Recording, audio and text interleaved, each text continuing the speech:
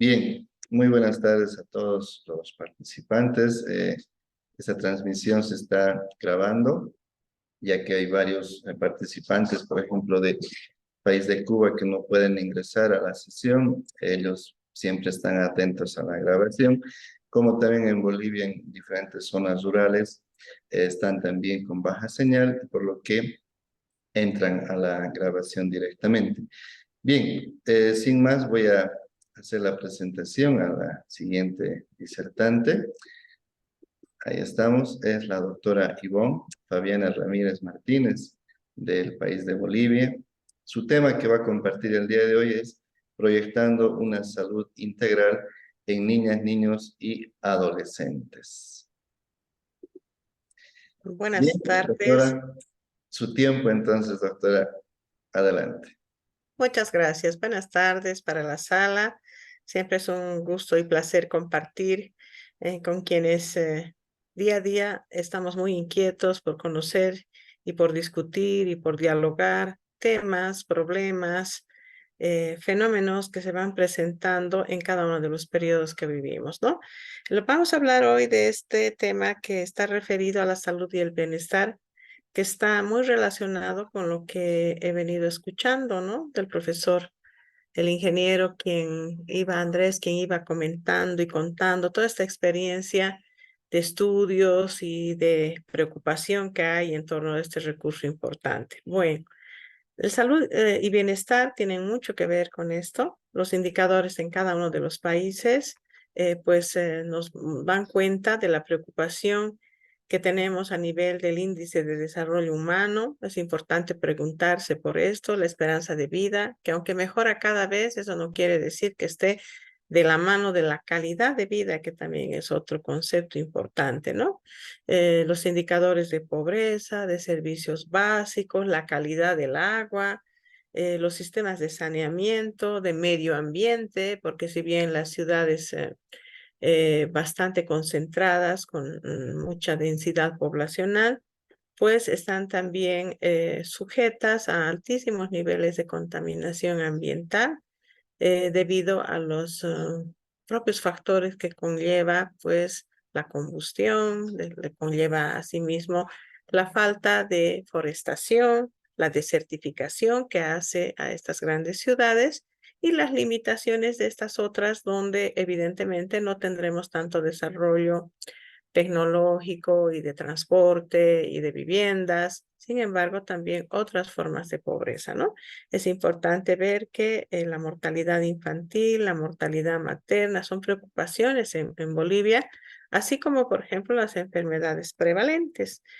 Por ejemplo, las causas de mortalidad en Bolivia, pues muchas de ellas están sobre todo relacionadas con afecciones multiorgánicas, ¿no? En realidad con signos mal definidos, con un sistema de salud que constantemente requiere mejoras, tanto la Organización Panamericana de la Salud como la CEPAL de los estudios latinoamericanos, pues dan cuenta justamente de las afecciones principales en ciertas zonas en las cuales hay enfermedades endémicas, ¿no?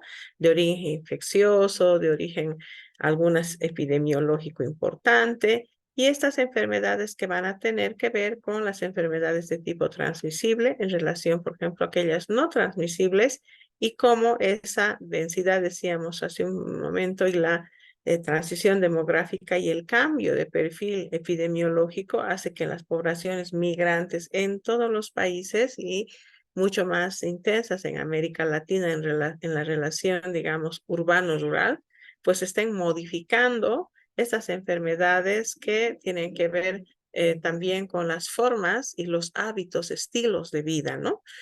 Por ejemplo, cambiar el repertorio alimentario que se tiene a nivel rural, el tipo de actividad física que se realiza allá, el nivel de aurosal o de energía, de atención que tomamos en las actividades que realizamos en estos entornos, no se parece a los que desarrollamos a nivel urbano, donde el estrés, justamente la falta de transporte, el problema de la vivienda, la falta de trabajo, el no poder estirar la mano y recoger el fruto o el alimento de las cosechas, sino que hay que comprar prácticamente todo sobre estas viviendas de cemento, pues hacen que cambien muchísimo los hábitos alimentarios y esa es una de las preocupaciones, ¿no?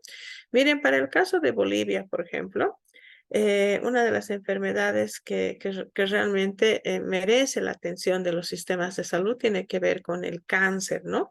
Con las distintas formas, ya sea cervicouterino, de mama, de estómago, cáncer colorectal, a nivel de ovarios y otros tipos de afecciones que van afectando de una manera, inclusive tanto por sexo, ¿no? Masculino y femenino, cuya predisposición, por ejemplo, en temas de próstata ha hecho que se generen en los países políticas orientadas a cuidar justamente esta parte, que en el caso de las mujeres una gran preocupación es el cáncer de mama, ¿no? Por la agresividad con que este se presenta, igual que el cáncer cérvico-uterino. Bueno, ¿qué es la salud? Siempre hay una polémica por la definición de lo que es la salud desde los paradigmas del modelo biomédico de la salud, como más tarde va a ser también desde el modelo biopsicosocial, ¿no? El modelo biologicista aparentemente superado, digo aparentemente, porque en muchos países latinoamericanos, así como en Bolivia, la pirámide de edades, el escudo epidemiológico, ¿cierto? Tenemos una fuerte orientación a lo biológico y a considerar que la enfermedad siempre está asociado a virus, bacterias, parásitos, microorganismos que van produciendo en este caso un desequilibrio en ese proceso de salud que aparentemente es connatural al ser humano, ¿no? Es nuestra esencia que nuestro organismo constantemente esté batallando por mecanismos internos frente a posibilidades de agresión externa, inclusive de autoagresión cuando se tratan, por ejemplo, de enfermedades inmunológicas, ¿no?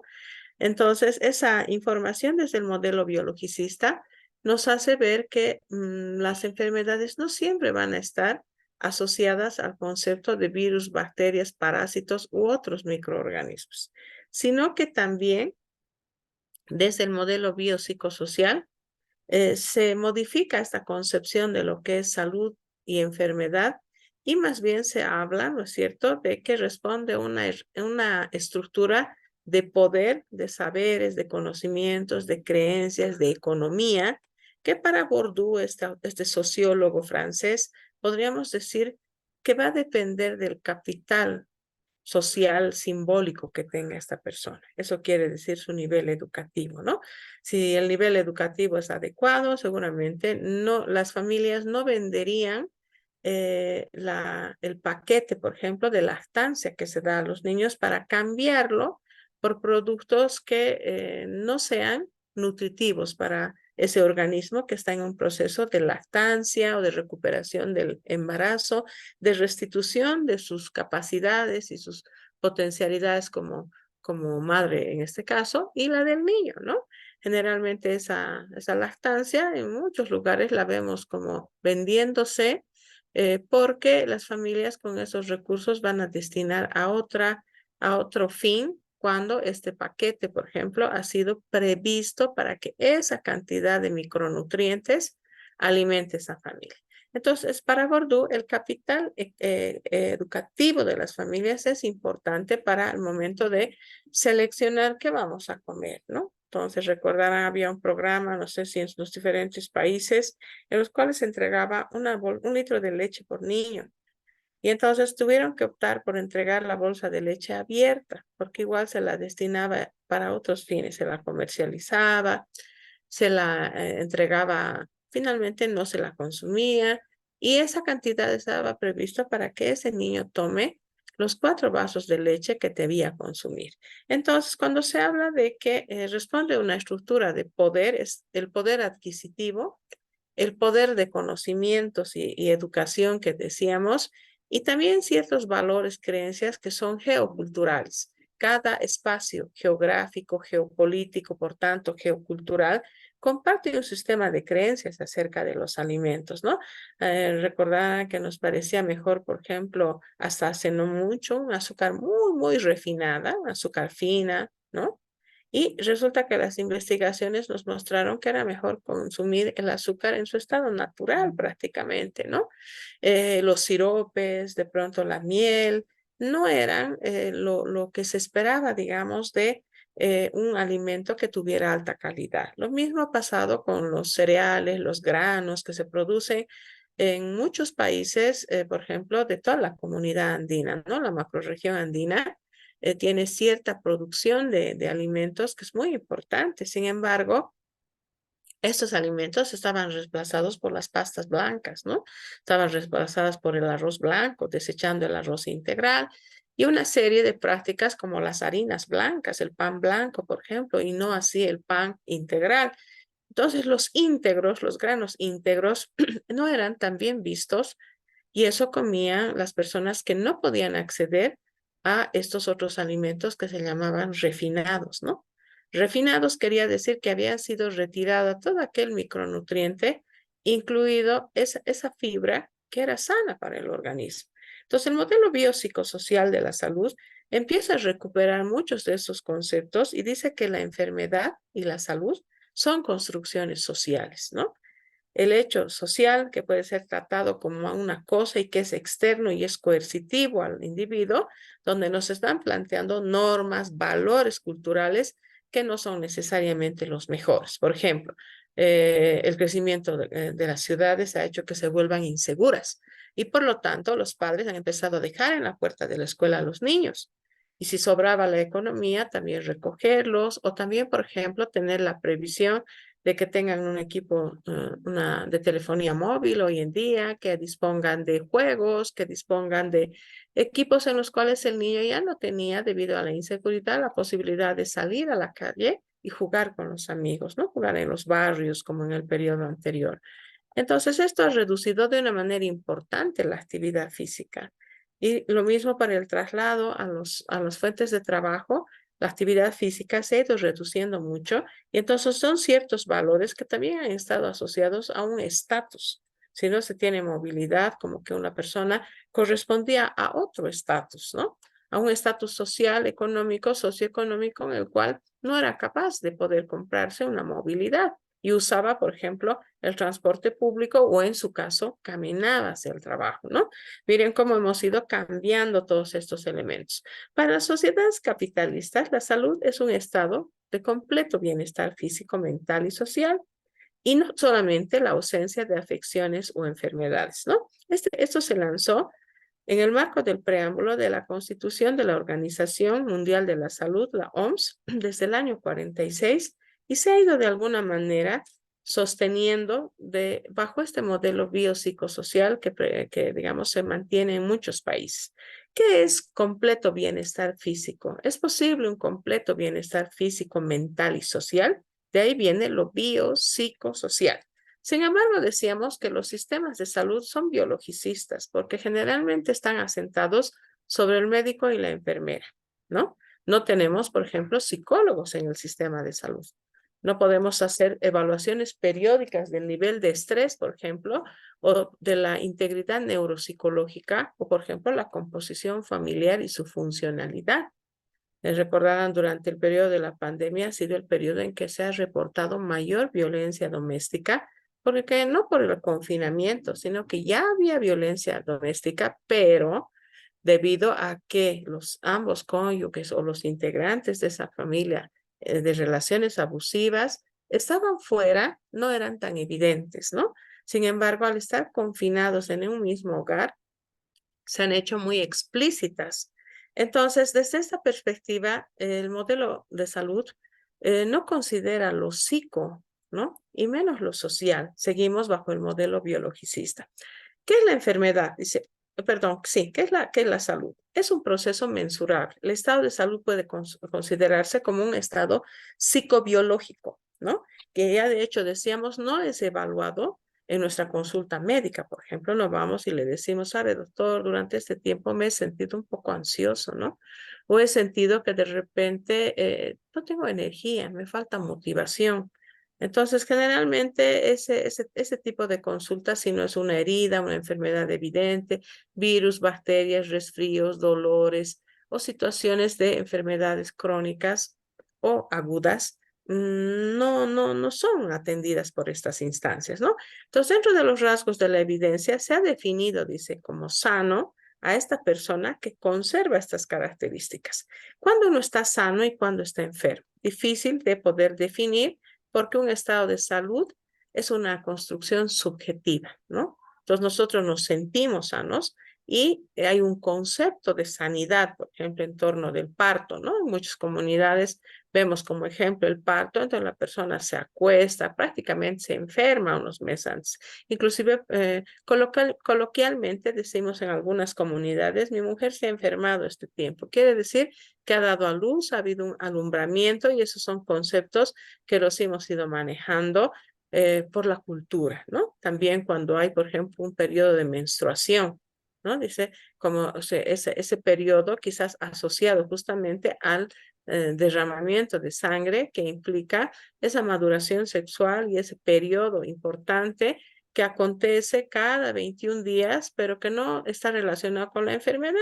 Sin embargo, en muchas poblaciones esto se considera como una situación especial en que inclusive en el periodo anterior se suspendía el baño, que la persona no podía hacer esfuerzos y una serie de aspectos, ¿no? Entonces, la salud es este estado que decíamos que puede ser mesurable, pero que también es subjetivo. ¿En qué medida nosotros nos sentimos sanos? ¿No? ¿Por qué percibimos, decimos eso? Cuando sentimos que nuestra fuerza, nuestra capacidad física, nuestro estado emocional, ¿no? Está íntegro.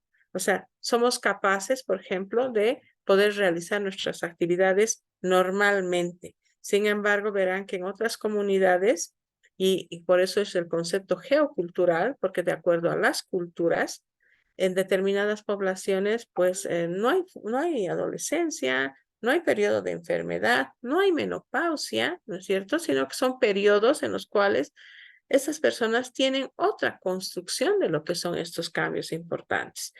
Sin embargo, más orientados hacia las miradas occidentalistas, hay adolescencia, hay periodo de menopausia, hay depresión en ambos periodos, porque evidentemente hay un cambio hormonal, pero que está bastante respaldado por lo que es la influencia de la cultura, ¿no?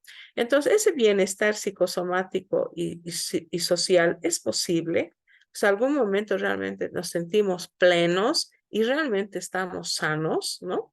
Sentirse saludable, entonces, nos permite una libertad de acción, o sea, de poder hacer nuestro trabajo, nuestras actividades recreativas y también nuestra capacidad, por ejemplo, de poder comunicar, ¿no? Cuando nosotros nos encontramos enfermos, no siempre comunicamos, eso también es cultural, dicen, no sabíamos que estaba enfermo, había ocultado su enfermedad, de pronto le ha venido nomás el infarto, ¿no? O le habían indicado medicación y nunca tomó.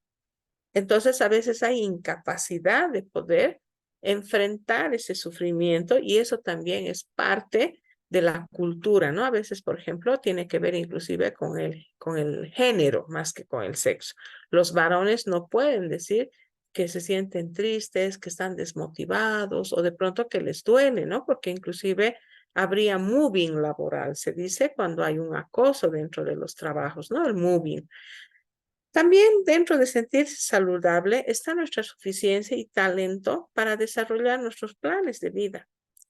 Nuestro plan de vida, ¿cuál es, no? O sea, ¿qué queremos hacer en la vida? En determinados periodos de nuestra etapa, ¿no? Que estamos atravesando, infancia, quizás menos expresivo para decir qué quiero hacer, ser, pero sí empieza con la adolescencia y la juventud. Y en la adultez, la salud como un elemento importante para visibilizar o para planear lo que nosotros queremos a futuro, ¿no? Si no nos sentimos sanos, no podemos hacer esas planificaciones y al revés. Generalmente, el hacer nuestras planificaciones nos daría mayor calidad de vida. Nos permitiría ese talento para diseñar y cumplir nuestras propias metas, ¿no? ¿Qué queremos? Esos ejercicios alguna vez los hemos hecho con personas que tienen mucho trabajo, que están muy saturadas o con clases trabajadoras. Y nos han dicho la verdad, no, yo no tengo un plan de vida. O sea, yo estoy sujeto al plan de vida de mis hijos. Yo quiero que mi hijo vaya a la universidad. Yo quiero que no, mi plan de vida ahora no estoy enfocada en cuidar a mi mamá. No, yo mi plan de vida es la familia, ¿no? O es mi trabajo, mi plan de vida. Entonces, eso también es cultural, ¿no? No pensar en nosotros y pensar en una vida, sobre todo en las cuestiones de género, en mujeres como una vida siempre sacrificada para el otro, ¿no? Veamos acá las perspectivas del concepto de salud. No es solo el cuerpo, no es solo el bienestar físico, no es lo que los órganos silenciosamente estén trabajando, sino también que esté influido por factores que tienen que ver con el bienestar psicológico, que yo me sienta en cada una de las etapas de mi vida conforme con lo que yo estoy haciendo, con lo que yo estoy sintiendo y con lo que yo estoy pensando, ¿no? Eso quiere decir que como adolescente no sufra la presión del cuerpo, la presión de la belleza, las tiranías y exigencias de lo bello, o que cuando esté, por ejemplo, adulto, yo no sufra las tiranías y los prejuicios de edad, me sienta viejo, me sienta quizás grueso o gruesa, o que durante el periodo de mi adultez mayor yo no me siento un estorbo en mi casa, ¿no? Entonces, hay factores psíquicos que también determinan, además, nuestra capacidad de desarrollar un rol social, el rol de niño, el rol de adolescente, el rol de madre, el rol de padre, el rol de colega de trabajo, el rol de jefe, el rol de subalterno, el rol de vecino, ¿no? El rol de, en este caso, dirigente, el rol de maestro, el rol de padre de familia, que generalmente están cargados de elementos ideales y utópicos, ¿no? A lo largo de nuestra vida vamos persiguiendo un algo que no podemos encontrar. Nunca podemos decir, estoy en un estado pleno de placer. Decimos, qué bien, ya he cumplido esta meta, ahora solo me falta, ¿no? De ahí que este autor tan interesante, Freud, y también más tarde Lacan, dicen más allá del principio del placer, porque siempre vamos a ser sujetos deseantes, ¿no? Siempre vamos, y mientras haya deseo, ese es el impulso de la vida. Cuando decimos, ya tengo el zapato rojo, ahora quiero ya también el verde, ya me he comprado la flor, qué sé yo, un narciso, ahora quisiera comprarme un lirio, ya ahora he logrado hacer mi texto de tal materia, ahora quiero hacer el otro, ¿no? Entonces tenemos siempre un algo que ir buscando. Eso también representa que somos sujetos vivos, que estamos deseantes, que nos estamos movilizados por un impulso vital, dirían otros autores, ¿no? Entonces, desde el 48, y de acuerdo a la demografía de las poblaciones y la naturaleza de las enfermedades, han sufrido cambios importantes, ¿no? Se reduce en gran medida todo lo que va a tener que ver, decíamos, aparentemente que en el periodo prepandemia con virus, bacterias y parásitos, y se habla del modelo social de la salud, ¿no? ¿Y por qué se habla del modelo social de la salud? Porque hay determinantes sociales que condicionan sobre todo nuestras enfermedades y de ahí que empezaron a hablarse de la salud ocupacional. Entonces, los trabajos, las fuentes laborales, la vida difícil, tanto a nivel de las ciudades como, por ejemplo, en comunidades urbanas, perdón, rurales, donde hay otro tipo de carencias, están ocasionando también lo que son las enfermedades, ¿no? Entonces, ese estado completo de bienestar mental, social, no solamente es la ausencia de enfermedades. Es un estado subjetivo en el cual nosotros nos sentimos conformes con nuestro rendimiento físico, con nuestra salud mental, pero también con un entorno sociocultural que nos rodea, donde nosotros nos sentimos parte de esa comunidad, ¿no? Entonces, además de ser un derecho inalienable, indivisible, irrenunciable, intransigible, no se transa, cuya protección y garantía es la responsabilidad del Estado. El Estado a través de sus instancias. ¿Cuáles son sus instancias?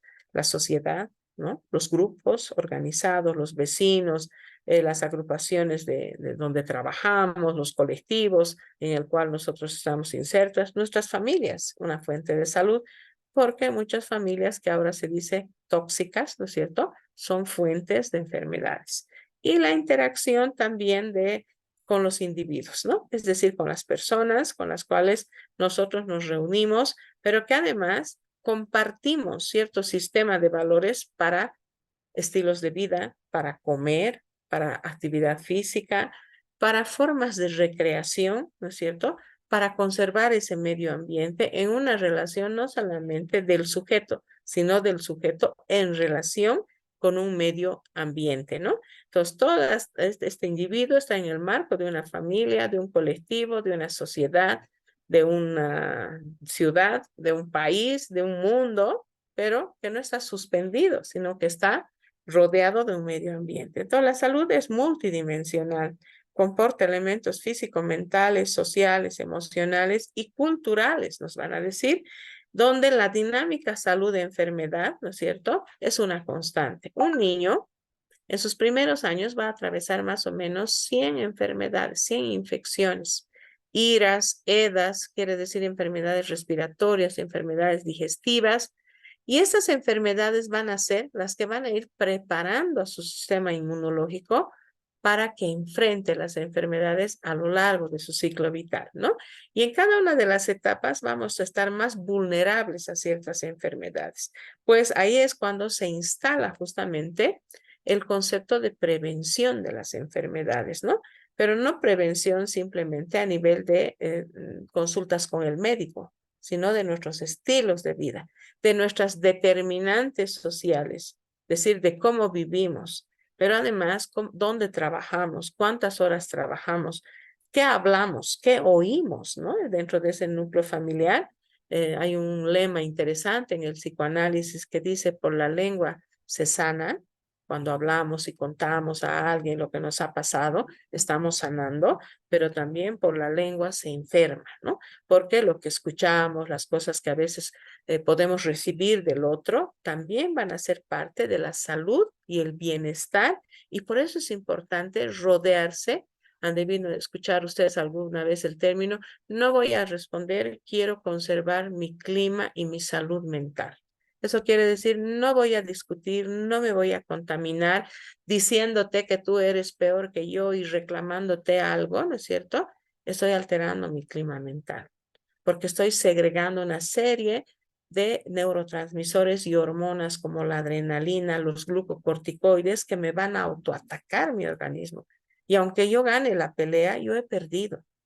Porque he perdido desequilibrando mi salud, ¿no? Como cuando uno dice: no, no voy a comer esta hamburguesa, o esta pasta es muy pesada, o este merengue tan dulce, ¿no? Entonces, no, no, esto no me va a hacer bien a mi salud. No le des al niño tan dulce, o no le des ese alimento tan grasoso, o no le des tantos embolsados. Esos químicos le hacen daño, también le hace daño el cómo tú te diriges a él, el cómo le hablas, ¿no? Aunque no necesariamente le des castigo físico. ¿En dónde lo tienes también, no? De repente lo acarreas a las fiestas, en medio de la bebida, donde ese niño necesita ciclos de sueño, y ese niño necesita crecer, y él crece cuando duerme, y él aprende cuando juega. Entonces, ese niño no solamente necesita vacunas. Los seres humanos, a lo largo de nuestro ciclo vital, tenemos estas determinantes sociales, o sea, ya nacemos con ciertos factores genéticos que venimos con una carga genética de padres trabajadores, padres en algunos casos demasiado displicentes con la alimentación, que han consumido mucha grasa, que están predispuestos al colesterol. Recuerden que las poblaciones, por ejemplo, de toda la cordillera, la macrorregión andina, pues no hemos sido grandes consumidores de grasa, ¿no? Entonces las mantequillas, los alimentos muy refinados van a tender a incrementar nuestro peso, porque nuestra historia genética ha hecho que nosotros nos alimentemos de otra manera. Pero, por ejemplo, las poblaciones áreas donde hacía mucho frío, entonces necesitaban consumir altos niveles de grasa. Entonces, la grasa para ellos es distinta que para nosotros. Miren, por ejemplo, las poblaciones migrantes, México, Estados Unidos, ¿no? Altísimos niveles de obesidad, justamente porque el repertorio alimentario era otro. Su historia genética venía con una carga determinada, y ahora han sido modificados los patrones de alimentación, los hábitos alimentarios. Igual en cuanto a la actividad física, ¿no? Hay una carga genética con la que nosotros llegamos, y esa carga genética se ve afectada cuando nuestros estilos de vida reducen al mínimo la actividad física. Si bien venimos predeterminados con esa carga genética hacia, por ejemplo, la diabetes, hacia las cardiopatías, hacia la labilidad, como dicen, como como en la historia de Aquiles, ¿no? Es decir, a través de un tendón de Aquiles, que es donde justamente le llega la flecha a este guerrero, nosotros tenemos un tendón de Aquiles porque es esa carga genética con la que hemos venido lábiles, pero es en un 30%. Y el 40% lo hacen nuestros estilos de vida. Eso quiere decir qué actividad física hacemos, cómo comemos, ¿no? Cómo dormimos. Y como decíamos, cómo nos relacionamos con el entorno, nuestra salud mental. Cuando liberamos una cantidad razonable de cortisol, razonable de adrenalina para estar activos, pero no, por ejemplo, para sentir miedo. En ese momento estamos eh, cambiando los circuitos de nuestro cerebro que asustado por los estímulos externos amenazantes o de relaciones abusivas, entonces la persona entra en estado de indefensión y tiene miedo y se deprime, ¿no? O se angustia esa persona. Entonces está liberando una gran cantidad de neurotransmisores con una mayor fuerza que lo que tendrían, por ejemplo, virus y bacterias, porque esos neurotransmisores van a ser negativos en cada en cada una de las etapas de la vida. Peor a más joven, ¿no? Y en la otra etapa de la vida, peor si uno es más viejo, ¿no? Entonces, en esos dos polos de la vida vamos a tener mayor predisposición a sufrir enfermedades, primero porque estamos fortaleciendo nuestro sistema inmunológico de niños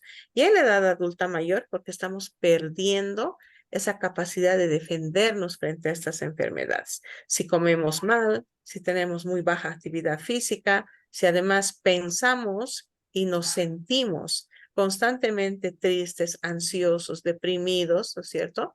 Con una baja autoestima, maltratados, entonces nuestros estilos o patrones de comportamiento no van a ser los mejores.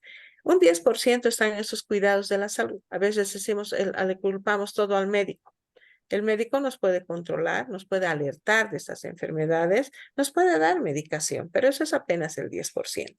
Y un 5% que tiene que ver con el ambiente físico, donde vivimos. Si hacemos crecer al niño siempre debajo de la mesa de venta de un mercado, hay muy poca capacidad de ese cerebro para hacer nuevas conexiones, pocos estímulos en un periodo epicrítico que es fundamental como es la niñez. Y más adelante, el ambiente sociocultural. Es decir, se ha demostrado, ¿no es cierto?, que hay mayor preservación de nuestras capacidades mentales y físicas mientras más informados, mientras más conocimiento tengamos, ¿no? Entonces ahí vamos a decir, no compraré esto porque este otro es mejor para alimentarnos en la casa. No educaremos así a los niños porque eso va a ser negativo para el futuro. No lo castigues de esta forma, le hablaremos de esta otra, ¿no? Entonces vamos a poder, mientras más informados estemos, trabajar con ese niño, con ese adolescente, con la comunicación entre las familias. Bueno, hay muchas determinantes para las sociales, para la salud, ¿no? Dentro de ese contexto socioeconómico político, los países tratan de congregar todos esos esfuerzos en torno de sus políticas macroeconómicas, el mercado de trabajo, las políticas de los estados, que de una u otra manera, a veces mejor y otras no tanto, pues van planteando ciertos ejes en cuanto, por ejemplo, a velar por las clases sociales desaventajadas con políticas que estén enfocadas a esos grupos vulnerables, ¿no? Clases sociales, por ejemplo, en torno de la minería, con un promedio de vida muy bajo, o con poblaciones, por ejemplo, de mujeres, que hay unas ciertas disposiciones como jubilarse antes, a partir del segundo hijo tener ciertas posibilidades, en este caso, de poder tener algún trato diferente en cuanto a género, las mujeres, ¿no? En cuanto a la edad, también es un aspecto importante a considerar porque a ciertas edades nos hacemos más proclives, infancia, adultez mayor, etnias, territorio, también mucho va a tener que ver en esto, ¿no? ¿Cuáles son las determinantes intermedias, ¿no? Van a ser las condiciones de empleo. A peor, más duro empleo, menor calidad de vida, ¿no? el trabajo doméstico y de los cuidados, los cuidadores primarios que toda la vida primero han cuidado a los hijos. Primero eran cuidadoras de sus padres. Una vez que han fallecido los padres, han pasado a cuidar a los hijos. Cuando han acabado de cuidar a los hijos, ahora tienen que cuidar ya también a algún nieto. Y es peor si en esa historia familiar hay un enfermo crónico, ¿no? Entonces prácticamente esa persona se sobrecarga con toda la tarea doméstica y los cuidadores primarios, que por lo general son mujeres, abuelo, padre, hijo, nieto, siguen cuidando, ¿no? Esa es su historia de vida. Y luego los ingresos y la situación económica, ¿no? Te dicen, no, no se necesita dinero para ser feliz. Depende de dónde, ¿no? En sociedades capitalistas como la nuestra, el dinero se necesita, porque necesitamos transporte, necesitamos comer, ya no tenemos las fincas, ya no es el periodo el periodo agrario, de las sociedades agrarias, ¿no? Ahora tenemos que comprar el perejil, que antes crecía en la finca de los abuelos, crecía en la finca del vecino, que nos regalaban cada que cosechaban. Ahora estamos en el cemento y en el cemento no florece, no crece nada. Entonces, importante también el entorno donde nosotros vivimos. Si vivimos en espacios en el centro de las ciudades, estamos más conminados a consumir y a estropear nuestro sistema respiratorio. Además, a vernos, digamos, gran parte del tiempo en las urbes, trasladándonos en movilidades, ¿no es cierto? Y estamos más expuestos a todo tipo de contaminación humana y ambiental. Mientras más alejados estamos, no tenemos esas contaminantes, pero también podemos no tener servicios básicos. Podemos no tener, por ejemplo, agua sana, ¿no? Agua pura. Y los factores psicosociales y biológicos que hemos hablado, que son con el capital que nosotros venimos, el tipo de familia, las formas de educación que vamos a tener. Entonces, los estilos de vida saludable los conocemos. Constantemente oímos hablar de ellos, el autocuidado, nuestra economía solidaria, por ejemplo, a partir de huertos y otras alternativas que posiblemente florecieron en la pandemia y después se han ido otra vez, digamos, capitalizando y haciéndose individuales, ¿no?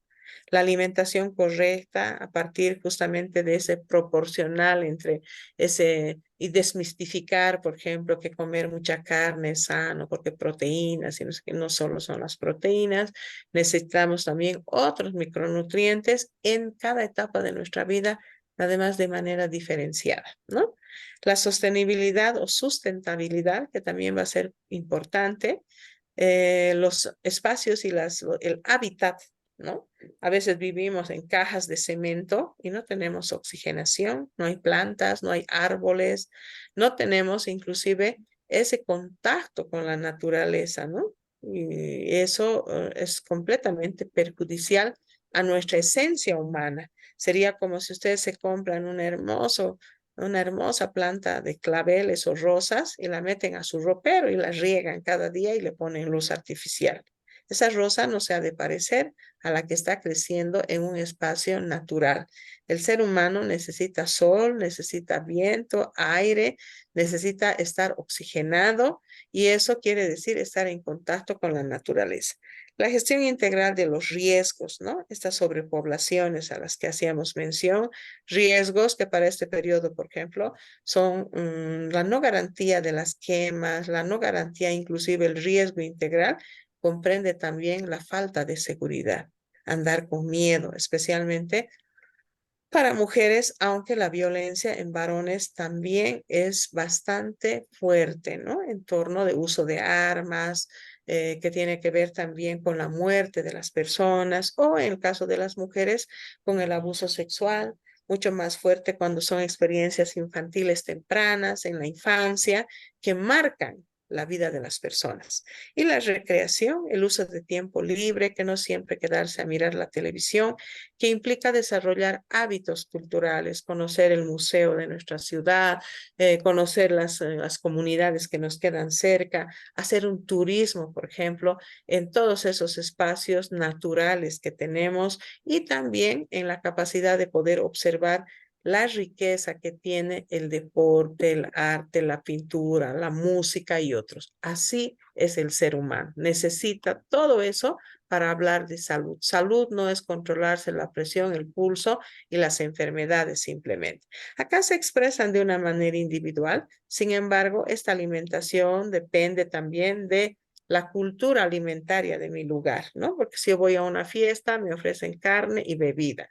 Voy a otra actividad que quiero comprar algo, carne y solamente hay gaseosas. Voy en la casa y en mi casa les gusta comer carne y les gustan los refrescos artificiales, ¿no? Entonces, no puedo con todo eso. El autocuidado de la salud que implica siempre tener un control de este concepto que se llama prevención, protección y promocionar la salud, ¿no? Que es un concepto importante. Luego, en la capacidad del afrontamiento, ¿no? Yo creo que como poblaciones, en este caso a nivel de los diferentes países, nos hemos ido y las comunidades y las culturas, nos hemos ido superando, hemos ido recuperando, y eso es la resiliencia, la capacidad de superar la pandemia y salir fortalecidos de ese ejercicio. Que no quede este tremendo evento que hemos tenido en nuestra vida como un evento traumático importante que determine que nosotros nos vayamos a recluir en nuestras casas o que hayamos vivido este evento de una manera tan traumática que mucha gente recordará se ha enfermado.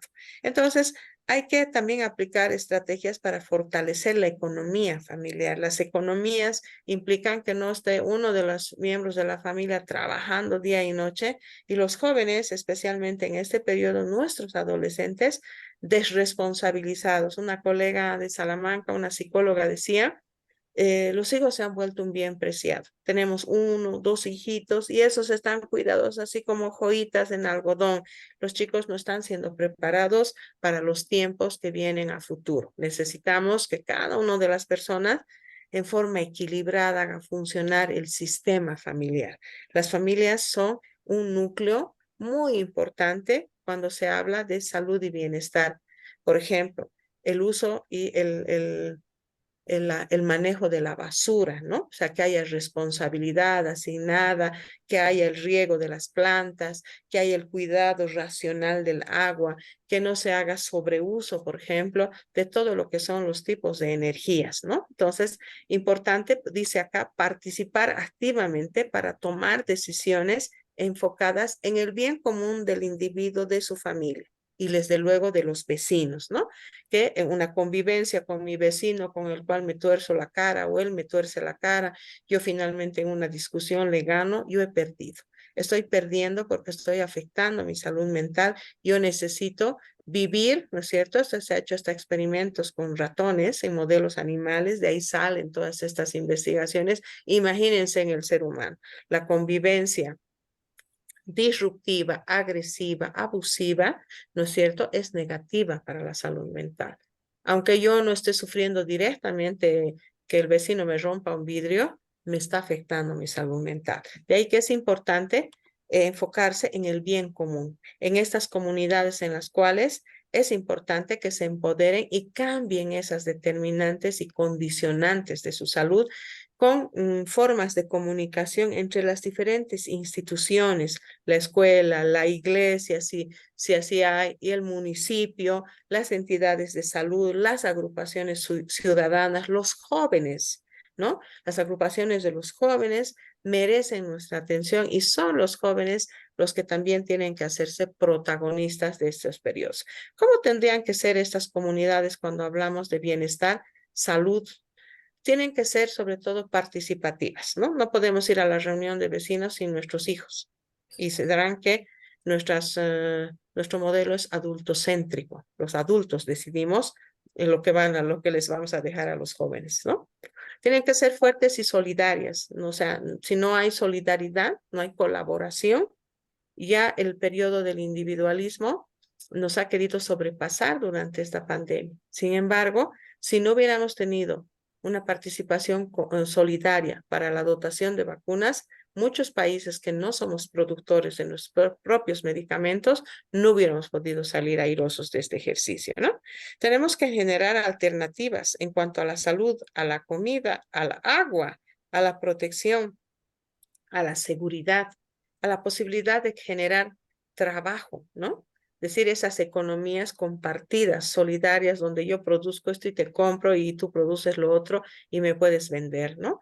Entonces, ser capaces de contar con ese hábitat limpio y seguro es un elemento importante para un desarrollo sostenible a largo plazo. Propiciar esta convivencia y esta interacción con la comunicación a partir de actividades recreativas, de compartir, y la escuela, la iglesia, el municipio, las agrupaciones ciudadanas tienen un rol importante a partir de sus fiestas patronales, a partir de sus aniversarios, donde las colectividades tenemos que compartir más y no necesariamente en torno del alcohol, ¿no? Culturalmente, en muchas poblaciones hemos utilizado al alcohol como un mediador social. Llegamos a la fiesta, nadie habla.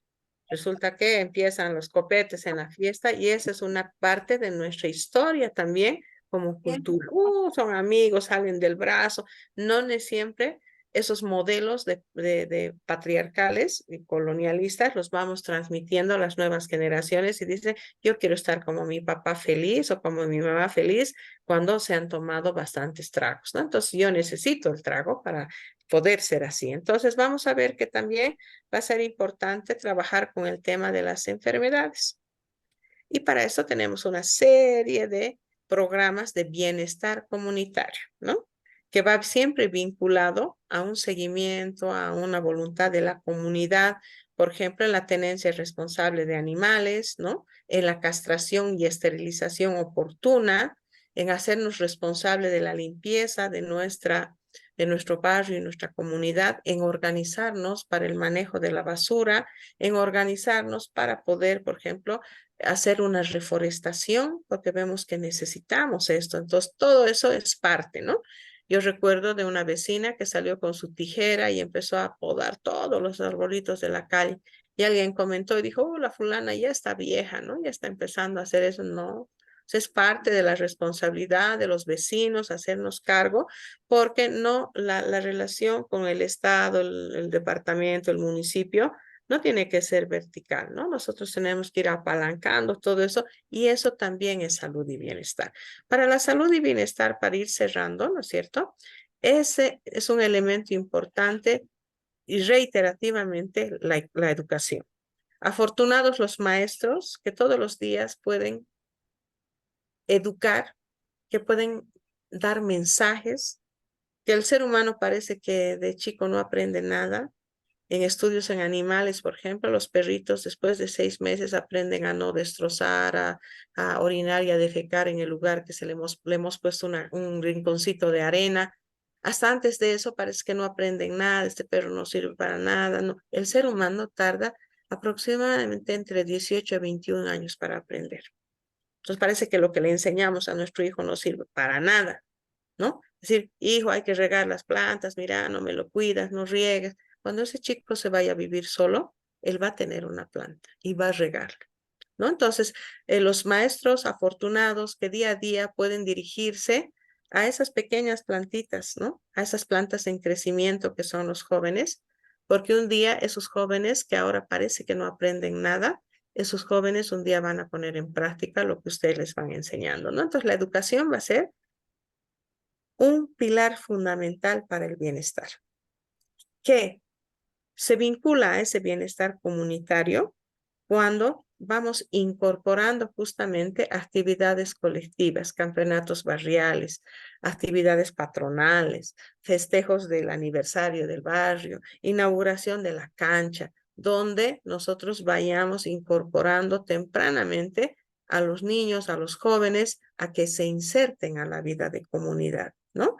Y este año pasado, fines de diciembre del 2022, la Organización Mundial de la Salud sacó su promulgado que era One Health, ¿no? Viendo justamente que vamos a hablar de una sola salud, a eso se refería, cuando cuidemos la salud humana, la salud animal, cuando nos veamos realmente con la, podríamos decir, capacidad suficiente para mantener el equilibrio con la vida animal salvaje y con la vida animal doméstica, ¿no?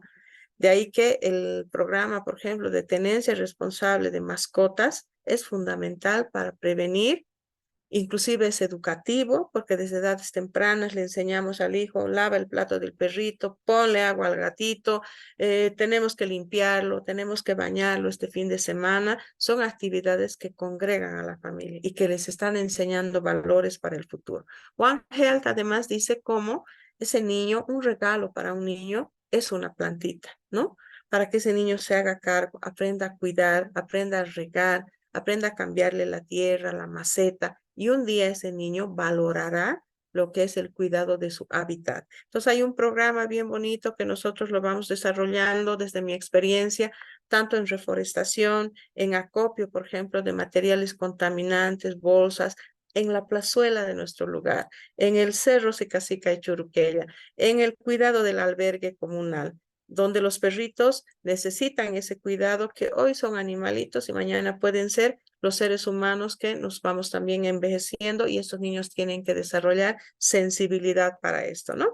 Entonces, de ahí que hablar de salud y hablar de bienestar implica toda una serie de multifactores dimensionales que van haciendo a colación que los individuos debemos sentirnos satisfechos con nuestro cuerpo, pero también satisfechos con nuestro crecimiento personal, nuestra capacidad de ser autónomos, independientes en nuestras determinaciones sin temor al otro, ¿no? Que podamos aceptarnos así con nuestras características físicas, estéticas, características morfológicas, de color y otros, ¿no? Con el propósito que siempre guía la vida, y también con la capacidad de hacer estas relaciones que son importantes para futuro. Bueno, yo estoy igual que el ingeniero, queriendo pasarme de la hora, y voy a respetar la hora que me han asignado. Y bueno, les agradezco su atención. Siempre es un agrado dirigirse a las personas que en este caso son maestros, y que tenemos, una vez más digo, la suerte de que con su palabra van a poder llegar a cada una de las personas y a las familias que estos niños o jóvenes pertenecen. Así que un agrado compartir, y bueno, que sea hasta una próxima oportunidad, y que ojalá esta charla sirva primero para organizarnos de manera individual en nuestra alimentación, nuestros estilos de vida, nuestra salud mental, nuestro entorno, nuestro medio ambiente, nuestros animalitos, y desde luego, ¿no es cierto?, todo esto proyectarlo a nuestra familia y a nuestra comunidad. Un gusto haber estado con ustedes, y bueno, hasta cualquier otro momento. Buenas tardes. Gracias, doctora Ivonne, por la exposición. Si hubiera alguna pregunta, tal vez a la doctora, está activo el micrófono. Aprovechen su sapiencia, su experiencia de la doctora. ¿Algún comentario, alguna pregunta? Han estado tímidos desde un inicio. A ver, ¿alguien? A la una. Bien, doctora. Agradecerle por este tiempo que ha brindado su exposición, y sus diapositivas, si nos los pasa, por favor, para poder compartir con el grupo. Le vamos a agradecer. Gracias, doctora Ivonne, entonces, por su disertación. Hasta una nueva oportunidad. Muchas gracias, estimado ingeniero. Un saludo para todos y buenas tardes.